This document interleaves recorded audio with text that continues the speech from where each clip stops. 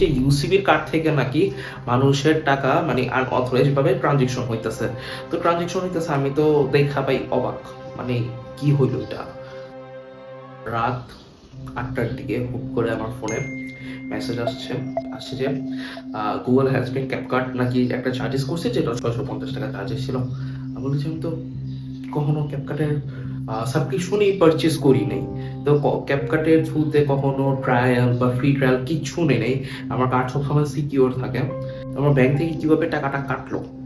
তো আমি এটা গুগলে রিপোর্ট জানাইছি, আপনি ব্যাংকে কল করছি, ব্যাংকে বলছে যে এটা কোনো হেল্প করতে পারবে না, এটা কোনো রিপোর্ট নিবে না। তো আমি বলছি আচ্ছা ওকে দ্যাটস ইট, ঠিক আছে।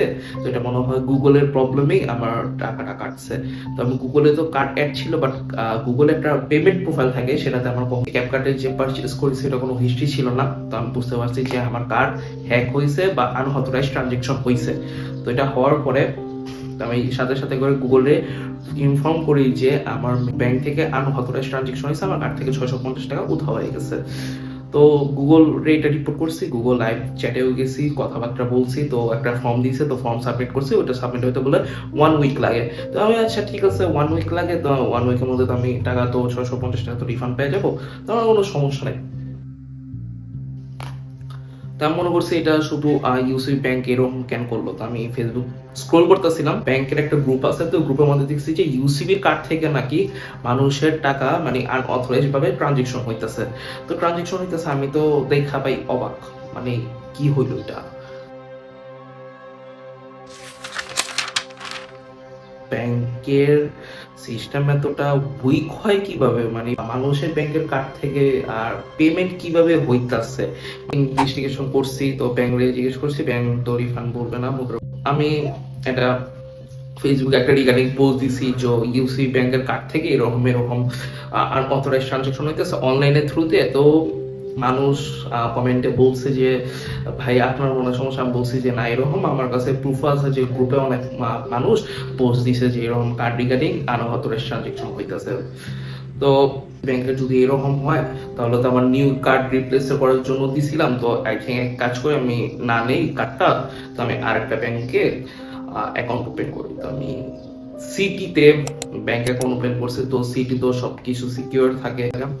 তো আমি মজার কথা হলো যে আমি অ্যাকাউন্ট বানাইছি, অ্যাকাউন্ট বানানোর একদিন পর একটা পোস্ট দেখছি যে মানুষ সিটি ব্যাংক থেকেও নাকি ব্যাংকের থ্রুতে টাকা কাটতেছে, মানে কার্ডের থ্রুতে ইন্টারন্যাশনাল ভাবে টাকা কাটতেছে।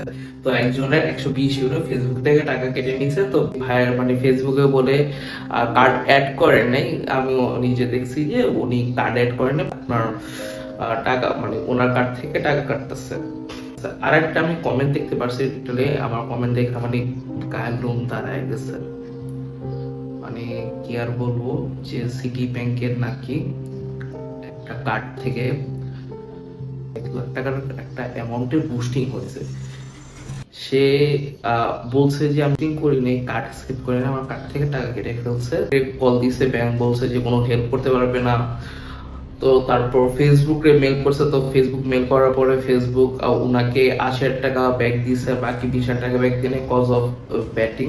তো ফেসবুকে 15% ব্যাট হয়, তো ফেসবুক পরে 4 নাকি 3 মান্থস পরে টাকা ব্যাক দিয়ে দিছে। তো আমি এটা দেখার পর আমি করতেছি সিসি বাইং কি। সিসি বাইং হলে যে ডার্ক ওয়েবে আমাদের মানে কার্ড ডিটেলস মানে চুরি হইতেছে বা জানে যে মানে আমরা যে সময় ব্রাউজারে কার্ড সেভ দেই, ওই কার্ডের ইনফরমেশনটা কোনো হ্যাকারের কাছে বা কোনো স্ক্যামারের কাছে কার্ডটা লেগে গেছে। হিউজ পরিমাণের কার্ড সেল হয়, Visa card, Mastercard sale হয়, মানে ভার্চুয়াল কার্ড যাকে ওরা বলে, বাট ওইগুলো ভার্চুয়াল কার্ড না, আমাদের কার্ড। ওইগুলো আমাদের কার্ডের ইনফরমেশন সেল হয়। তো ওইটার থ্রুতে মানুষ কিনা বিভিন্ন জায়গায় এই কার্ডটা ইউজ করে। তো অনেক মানুষ বলবে যে আচ্ছা কার্ড ইউজ করে ঠিক আছে, তো ওটিপি তো আসা দরকার, ওটিপি তো আসে না।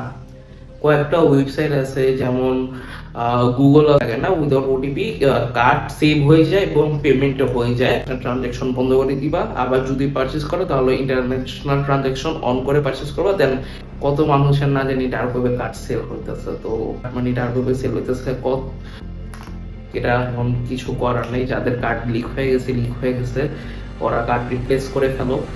অত একটা ভিডিও বানাইতে পারে না, আই এম সরি ফর। তো ভালোভাবে এডিটিং করছি নাকি করি নাই, সবাইকে বুঝাইতে পারছি নাকি বুঝাইতে পারি নাই, যারা বুঝে নাই প্লিজ আমাকে কমেন্টে বলো যে কোন পার্টটা তোমরা বুঝো নাই বা বুঝতে পারো নাই, আমাকে হোয়াটসঅ্যাপ বা ফেসবুকেও নক দিতে পারো। ওকে, বাই।